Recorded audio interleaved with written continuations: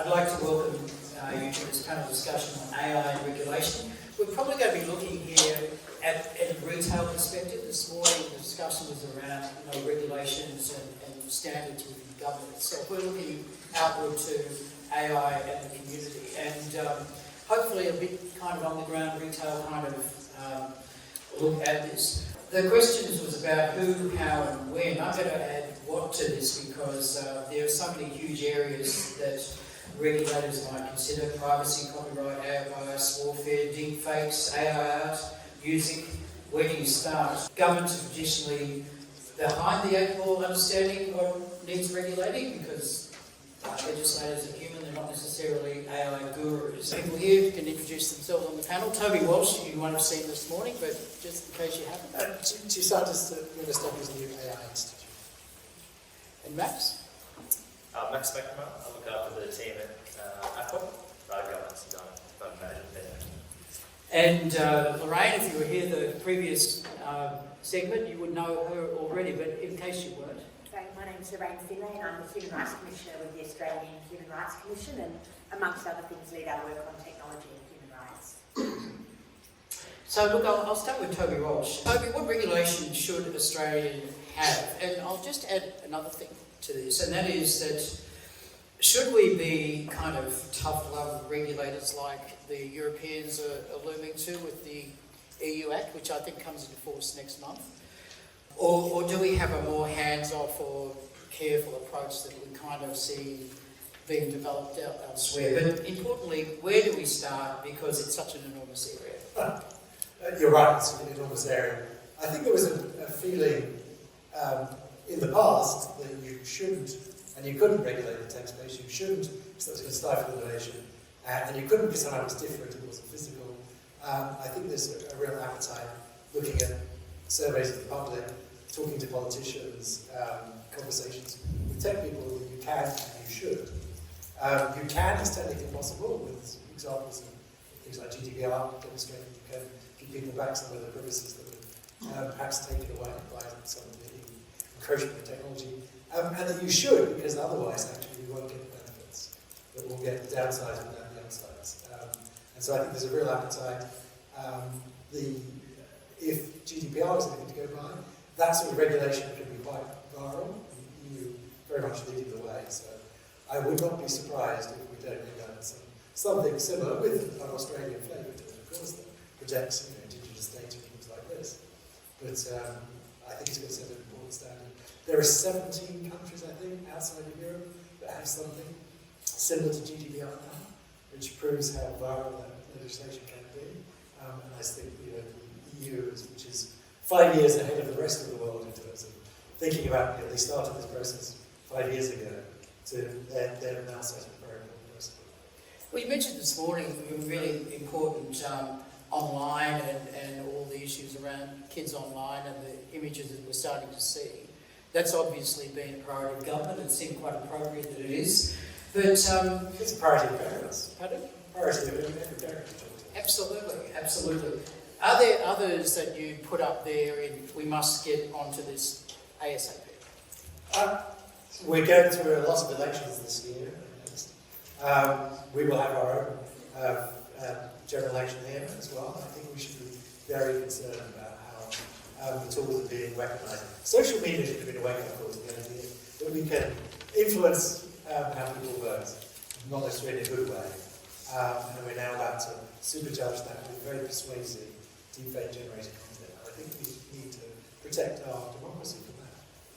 Lorraine, you've given a pretty detailed presentation already on your perspective. Privacy is an obvious issue for the Commission this year. What aspects and how would you regulate? What are you after in that? Yeah, well, I think the first thing is to agree with Toby in the sense of not only can you regulate, but you have to regulate in terms of, from our perspective, the protection of human rights. But there are two key points to make. The first is the law in itself won't be enough, because we know that law reform lags behind technology. If we even look at the EU AI Act, and already it doesn't put deepfakes as a high-risk activity, which itself is showing, I think, that before it's even been introduced, technology has moved beyond where that act started. But the second thing to recognise, and this is an often overlooked point, is that actually human rights apply in digital spaces as much as the real world. And so when we think about something like privacy, there are real risks to privacy with what we're seeing in AI, or with AI technologies, but we do have privacy law protections in Australia. And so I think we need to use what we have, recognising the Attorney General himself has said our current Act is not fit for the digital age. And so that brings us to privacy law reforms. And there are some things that within Australia have already happened in the last few years. So for example, increased penalties for serious and repeated breaches of privacy. But we need to see privacy law reforms that have been mooted for a really long time, that were the subject of, I think off the top of my head, 116 recommendations from the department as part of the privacy law review. There's now been a government response to that.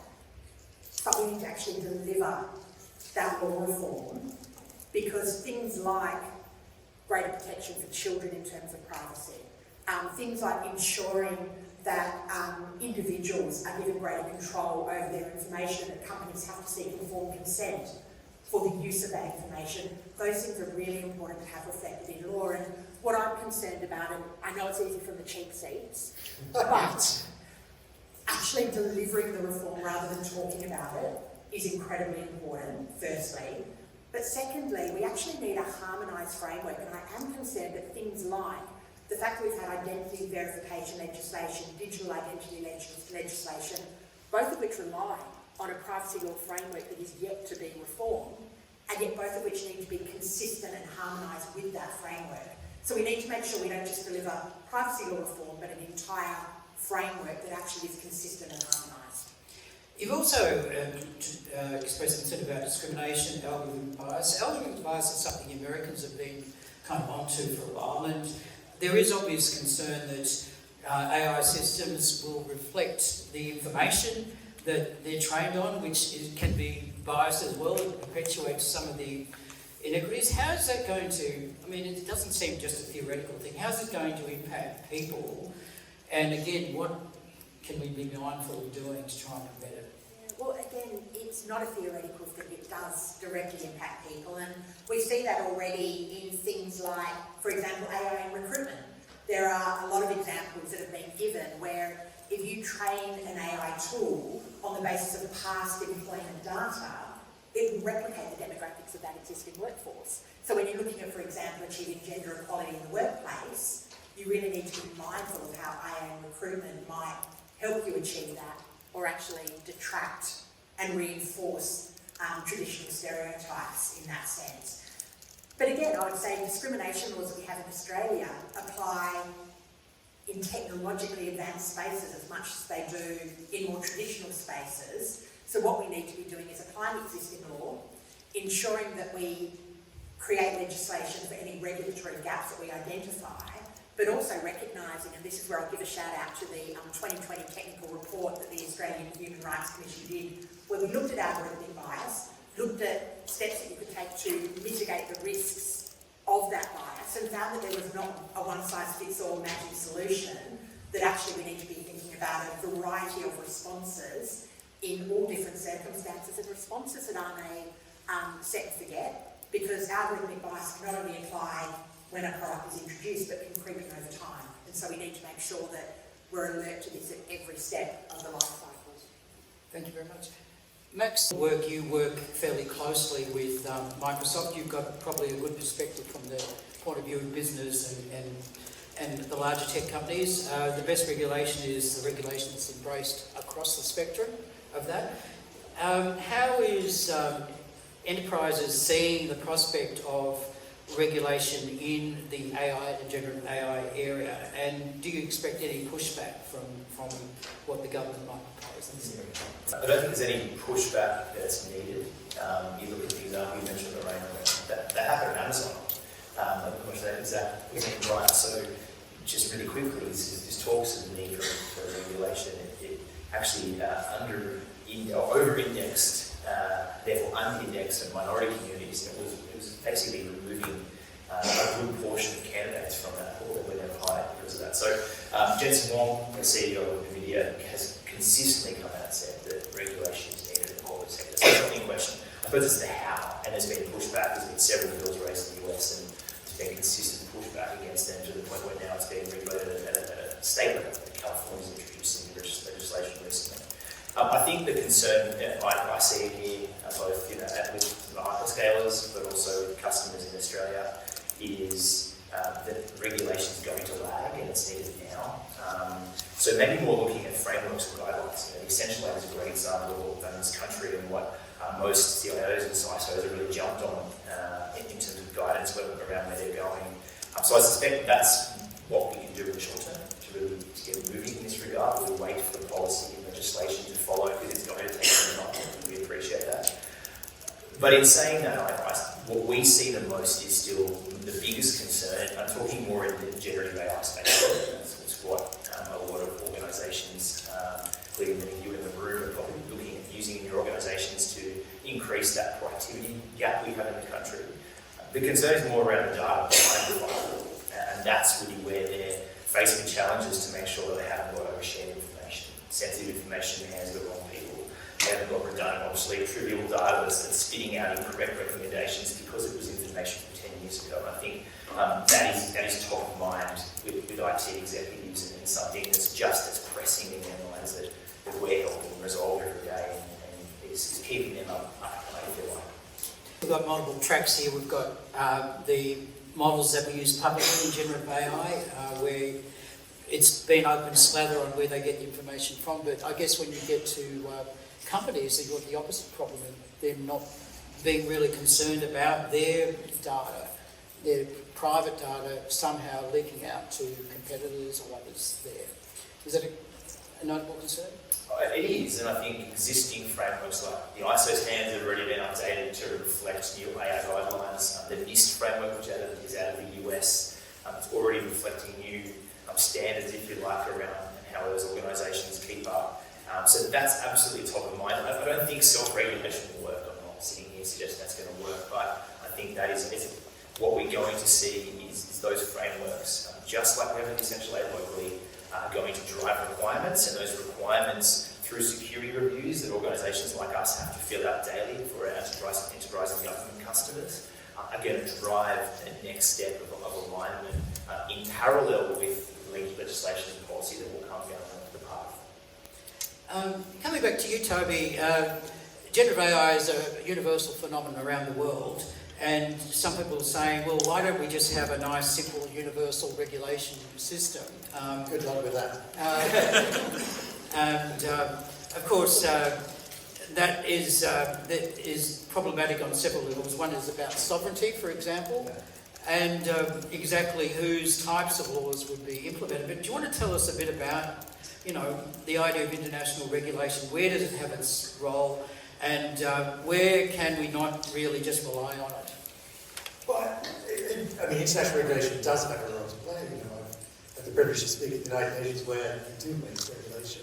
But that's for those very broad things like arms disarmament, arms control, and the like. I don't think, certainly in terms of the corporate space, in terms of generative AI, it's used that it's going to work to be regulated internationally. I don't think, if you think, well, what's the common denominator that we have between us, the US, China, India, Europe? That's going to be so small, it's hardly worth having. And there are cultural values that we will want here that we may not want in the US, where they want to have more emphasis on the individual. And similarly in Japan or Asia or elsewhere, there might be more of a focus on collective welfare. So people are going to choose, different countries are going to choose different settings. And as we saw with privacy regulation, regulation seems to work actually quite well at the national level. We've discovered a very useful stick, which is to fine corporations a percentage of their global turnover, and then they bother to pay. Facebook and various companies have said, oh well, we couldn't possibly apply by that particular regulation. It turns out they did. I guess, the storage of data around the world might be one area because people's data can end up anywhere in the world. It is. I think we're going to become much more aware to address that issue. These tools are going to become enterprise tools where they run on your own server.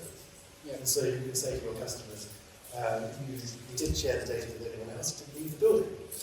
And indeed, thinking more positively, not on a regulatory setting, but in terms of a business setting, I can see increasingly that just as corporations are actually perhaps ahead of the curve in terms of addressing issues like sustainability compared to governments these days, corporations are going to get ahead of the curve, realising that it's a competitive advantage to treat your customers' data with care and so on. I mean, you already see this differentiating companies that people respect for. Why is it that people like Apple better than Facebook? Because Apple has demonstrated quite vigorously that they will defend their customers' privacy, even to the extent of resisting cracking people's phones when those phones belong to suspected terrorists in the authorities. They noticed that with the recent Trump assassination attempt, that person's phone was broken open quickly by the authorities to find out who he'd been talking to and whether there were any conspirators in that case. But it was made very clear that Apple did not allow them access to the phone. They had their own way into the phone. Right. Lorraine, I saw in your presentation before you mentioned about machines and decision making, and that can be at a lot of levels. The most extreme could be in an area where Toby's written a lot about, and that is warfare. Drones overhead, identifying a kid on the ground who's got a gun that looks like it belongs to a terrorist organisation by the gun, and making an autonomous decision to take them out, as they say. We've got also the prospect of maybe judicial processes that could be taken over by AI. I think Robo-Dead, for all its perils, has been a good warning to us about even a simple system going wrong. So what's your take on this? Should we have laws, regulations, or a damn good discussion about where we allow AI to make decisions? Absolutely, and I think there are two key things to touch on in relation to that. And the first is, we've referred to Toby's work around lethal autonomous weapons systems. To me, it does highlight there are just some decisions where I think we need to be prepared to say they have to be made by a human, that they can't be abrogated to a machine. And a decision about life or death seems to me to be a really good starting point for that. That's just a decision that morally I do not think we can leave to a machine. But the second thing around that automation bias is that humans have this natural tendency to think that if a decision is made by a machine, it must be a better decision than a decision made by a human, that there's an objectivity to it, a correctness to it, and that leads us to sometimes suspend our judgment.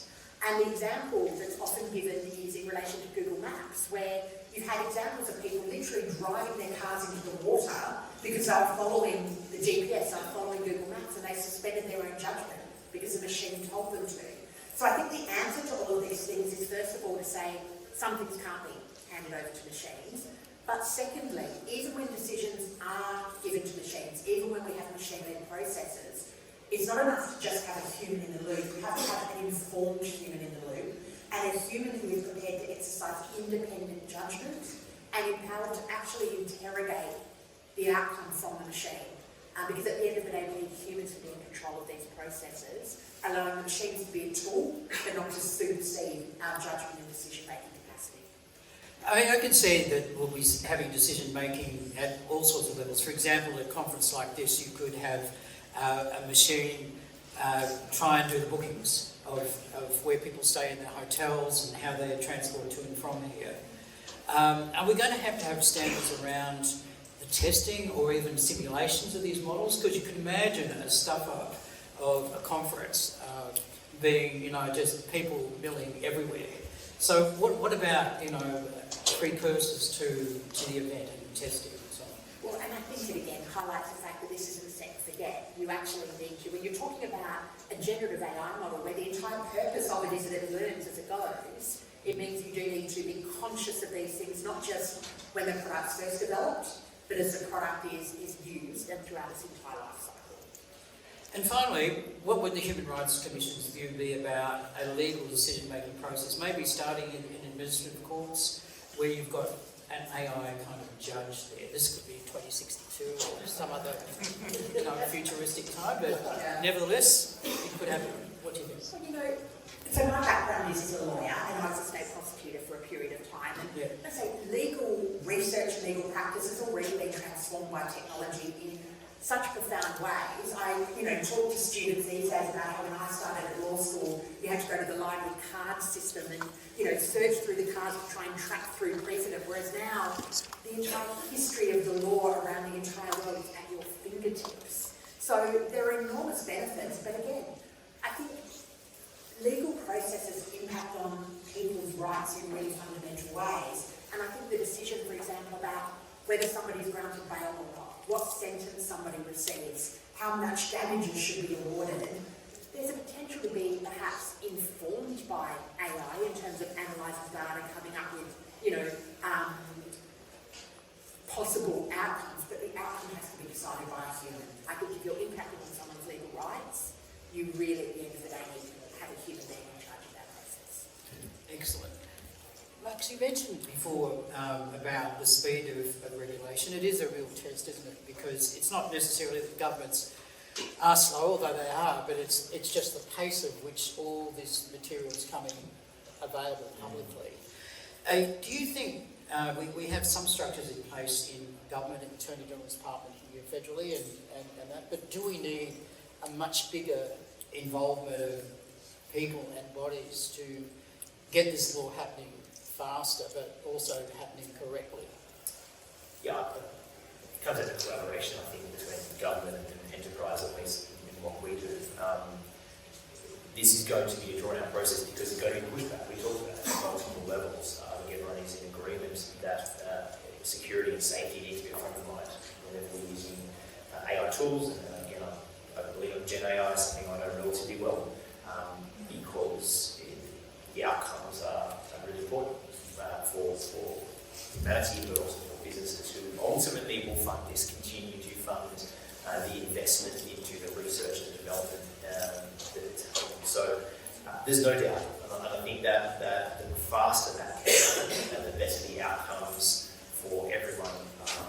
And I think that's something that we're focused on internally, helping customers to ultimately resolve the data side of that, to ensure that in parallel with policy and regulation, that the quality of data that ultimately generates output is as good as it can be. Because even if the model is safe, even if the model is secure, if it has access to information that is not correct or is inaccurate, you're going to end up with quality of recommendations that still don't hit the mark, even if it is a safe recommendation. So yeah, it's not an easy one, but it's not me having to deal with it day in, day out, but it's hugely important. Yeah. When the public and political pressure's there, the government can move quickly. There's evidence of the Attorney General's new regulation for deepfake news, and there was clear public concern around that need, and very quickly we got a response. Yeah, well, hopefully we see some more opportunities for that. I wanted to move on. I know that this can't be done in a vacuum and there's politics involved. We have a US election coming up, and we see in the tech community some pretty sizable donations coming up. Elon Musk, for example, $45 million per month to the Trump PAC, which is a kind of get voters out there. There's a theory that he donated $42 billion. His purchase of Twitter was a political donation. It's a political act in itself. And forgive me for being cynical, but I don't think it's all about philanthropy on the way through. Do you think that because the US is such an important part of this, and in terms of where the big tech companies are and where a lot of the regulation will come from, do you see this becoming an issue in the election, and what impact could an outcome, whatever it is, have on the pace of regulation there, and also in terms of the US lobbying in countries like Australia, and in terms of how we treat the big tech companies overseas? Well, thank heavens that Joe did the right thing. I think now the outcome is much more uncertain. And much more likely to have a sane government in charge of the United States. Yeah. Max, you might have something to say on this? Yeah, it's a tough one. I'm probably not close enough to it, to be honest. Yeah. But I do find it intriguing the support from big tech, in particular through Silicon Valley, for Trump right now. Obviously, that shifted a bit over the last few days. But that points to something happening within the Democratic Party that potentially has global ramifications. next few months, Toby mentioned the elections happening globally this year, with an election in Australia in the coming months. It's going to be really interesting because it will formulate a lot of the conversation and push forward a lot of the policy and legislative discussions that are happening. So it's going to be interesting few months. I think the bigger issue that's not going away, which is how polarised that society is, and how polarised society in general will become. Unfortunately, tech seems to be magnifying and amplifying that. Yes, absolutely. Do you have something to say on this? I feel I need to jump in initially and just qualify any comments by saying, as someone who's not a politician or an American, I have no actual view on the American political side of things. Other than to note, you mentioned Musk, and it's often tempting here to focus on an individual or a particular tech company or a particular side of politics. But in fact, Observer did a piece looking at the 2020 election cycle and found that if you looked at the top tech companies in America, and so they looked at Alphabet, Microsoft, Amazon, Facebook, Apple, and Netflix, and found that their affiliated employees and PACs donated just under $65 million during that cycle, and it was predominantly to the other side of politics and what we've been mentioning. So I think the point is not that this is a partisan issue, but the question of influence is a broad one across democratic systems. And so when we're thinking about tech companies, I think we need to grapple with the fact that tech companies in many respects have greater economic power and therefore political power than many countries.